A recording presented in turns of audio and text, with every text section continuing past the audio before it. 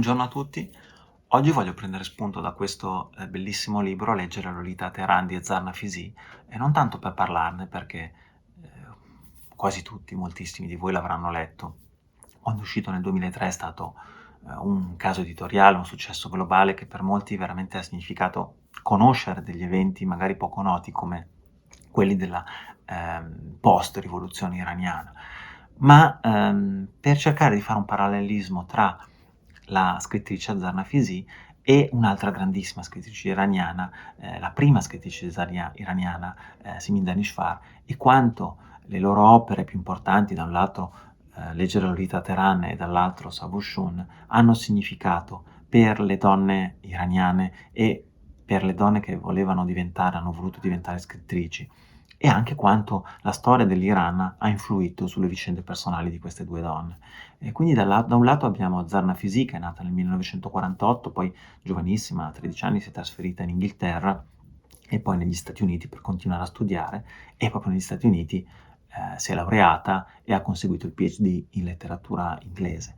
Poi siamo nel 1979, a 31 anni, c'è la rivoluzione iraniana, come ho detto, e che ha decretato la fine della dinastia Pahlavi e la nascita della Repubblica Islamica, con a capo l'Ayatollah Khomeini.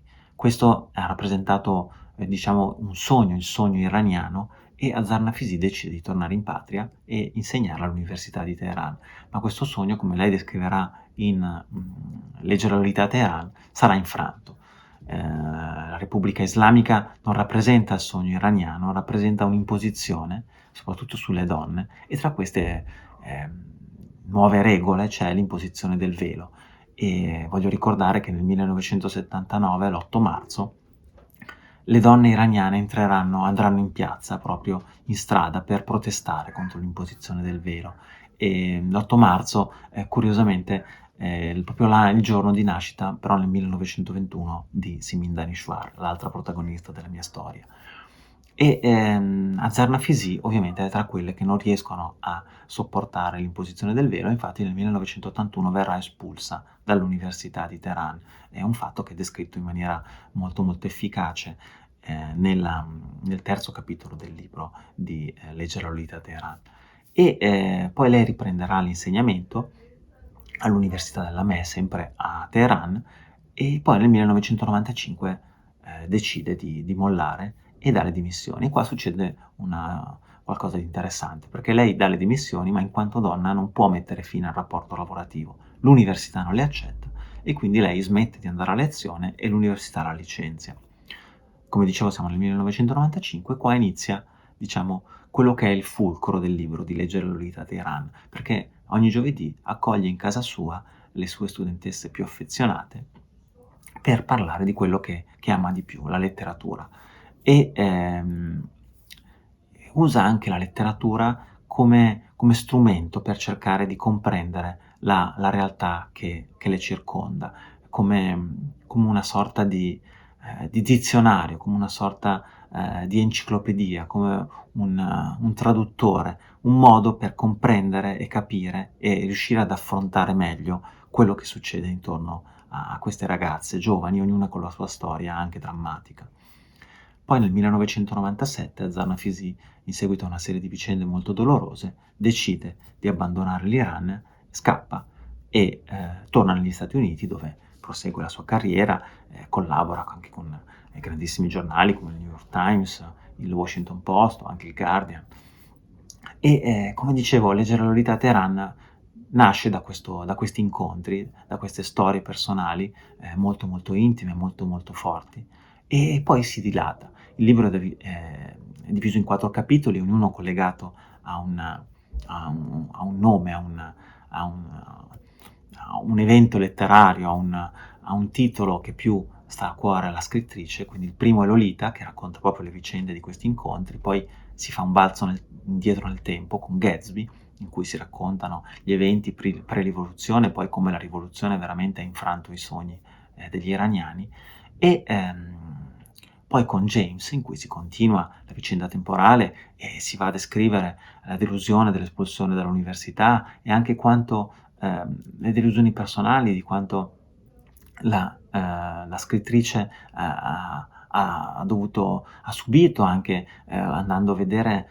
dotatissimi giovani suoi studenti uomini, maschi, e di come loro si siano schiacciati anche per interesse personale alle imposizioni del regime.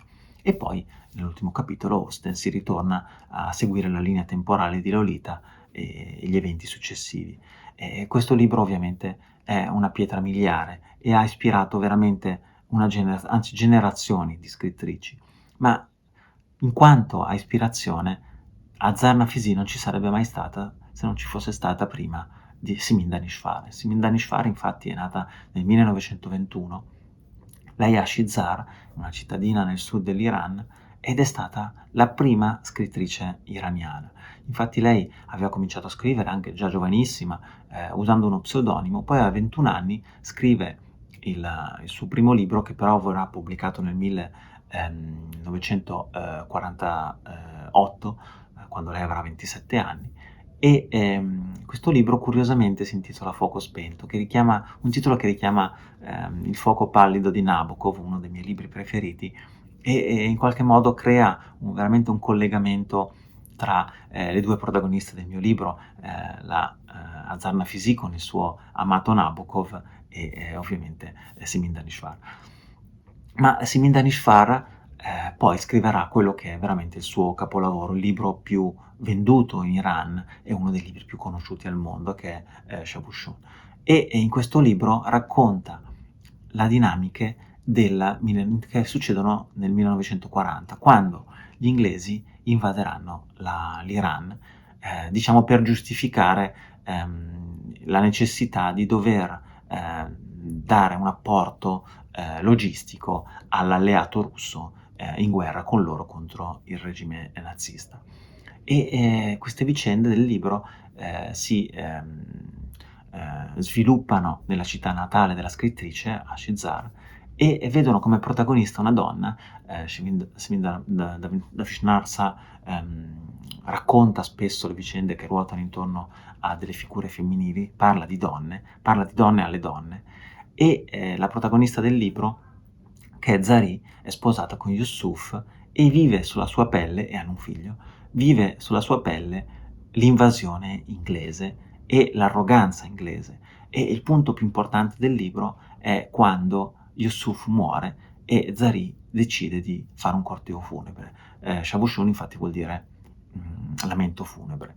E quando fanno questo corteo la gente comincia ad accorrere e a un certo punto il responsabile inglese dell'esercito locale decide di disperdere il corteo perché ha paura di una sommossa. A nulla servono le suppliche, le richieste dei presenti, e Zari sarà obbligata a seppellire suo marito di notte da sola. E questo libro ovviamente rappresenta un momento importante della storia dell'Iran, diciamo uno dei 3 momenti importanti. C'è stata questa invasione, della storia recente dell'Iran ovviamente, l'invasione inglese del 1940, la guerra Iran-Iraq, che è descritta anche in Leggere Lolita a Teheran, e poi la rivoluzione iraniana. Poi Savoshun si termina con diciamo questo grido di dolore del figlio che giurerà vendetta nelle ultime pagine, e veramente ci lascia con questa sensazione di impotenza, di rabbia, di prevaricazione. E Shimin Danishvar nella sua letteratura racconterà sempre di eventi molto molto reali, di eventi che hanno a che fare con la vita della gente e che toccano direttamente la vita della gente. Simin Danishvar poi ovviamente avrà un successo strepitoso, diventerà anche presidentessa dell'ordine degli scrittori iraniano e sarà veramente a capo dell'elite intellettuale iraniana, e morirà nel 2012 a 91 anni. E ha rappresentato non solo veramente un'ispirazione per tutte le donne, ma è stata anche veramente un simbolo. Noi pensate che in Iran ci sono più donne scrittrici che uomini scrittori, e questa cosa ovviamente è dovuta senz'altro molto a Simin Danishvar.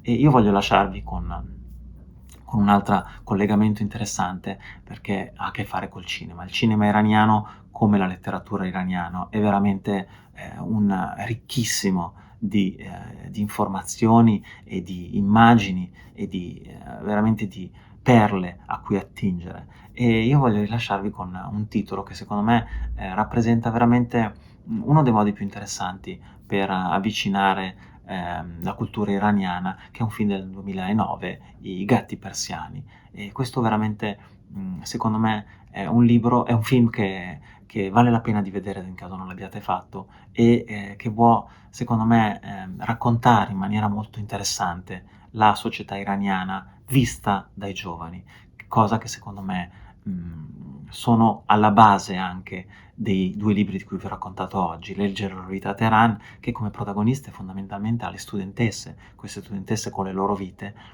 chi è sposata, chi, magari, va anche in prigione e devono confrontarsi con questa vita che non comprendono, e ovviamente anche, Savushun con il figlio di Zari e Yusuf. Io vi ringrazio per l'attenzione, un saluto e alla prossima.